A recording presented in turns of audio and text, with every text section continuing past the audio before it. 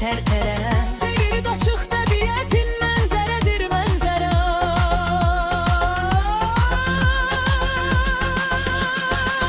Könlüncə zövq alarsan baxanda təbiətinə sən.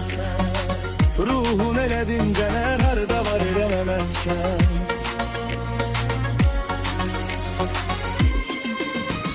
Fəsillərin fərqi yox, hər fəslin öz yeri.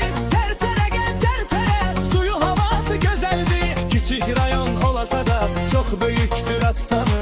Qəhrəmanlar diyarı, səs sədası gözəldir. Könül oxşayan məkan, könül sevdirən məkan. Ətrindən duyub olunmayken özəkdən avətlidir.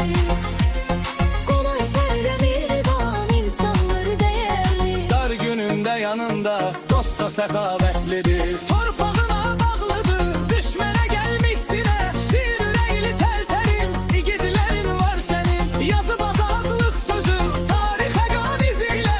Ürəklərimizdə yaşayan şəhidlərin var sənin. Nəfil tək bundan, ləşanını san tərtərim.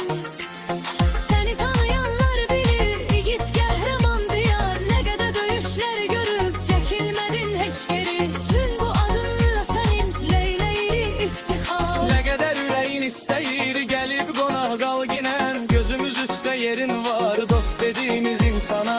Gülə gülə qarşılayarıq, gülə gülə sallıq yola. Dosta vəfalıyıq, bizlə kərmüşləz işləmə. Gəlmisənsə tərtər